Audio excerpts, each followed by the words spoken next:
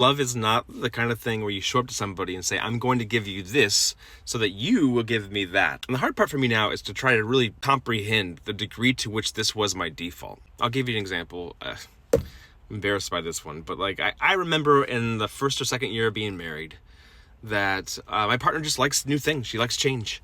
So I picked up on the fact that if I could clean up the living room or rearrange the furniture or make the house feel different and new in some kind of way, that she would feel excited by that.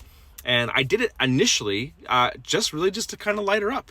But then I heard her talking to somebody on the phone, and she was saying how that had made her feel good. And that other person's voice, oh, you better take care of him.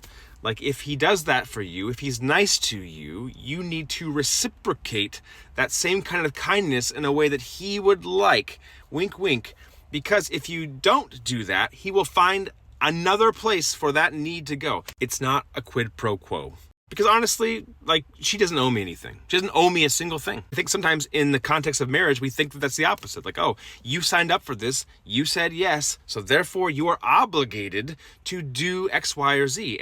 And obligation does not breed health. The best relationships, I'll say this time and again, are the ones where people get to opt into them to the extent that they wish to be there. Love is given freely.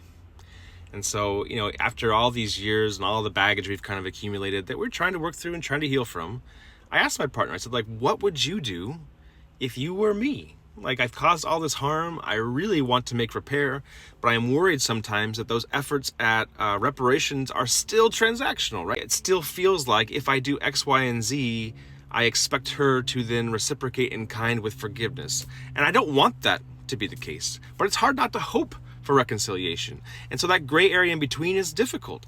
And she simply said, if I were you, I would build a life that was so fulfilling that you wouldn't necessarily need me in it.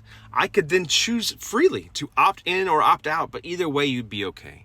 I think that is such a high bar level for humanity to get to, but that's what I'm aiming for, right? A healthy, loving relationship should have a high bar. And if I can't function without somebody else meeting my emotional needs, then it's going to be very hard for them not to feel obligated on some level.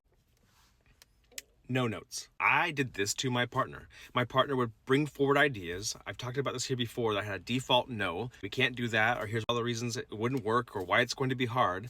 And somewhere along the line, after she had chessboarded her game plan and put the idea out enough times, I finally heard it as my own idea. There were times my partner would make a comment or make a face of are you kidding me? That was your idea? And sometimes I think I was so aloof and so self-centered that I really did think it was my idea. And there were other times where if she would push back, I would say, well, it's not that I came up with it by myself, but I was part of that. Even though sometimes my part of it was so minimal as not to even warrant a footnote. How convenient to take credit for the ideas that work as ideas that are ours, right? I was lying to myself. I couldn't say it out loud, but I did it in all of my actions. I wanted to be important. There's two really key traits that I did not embody hardly at all. They are humility and trust. And these are perhaps the two most important things you can have in an actual relationship.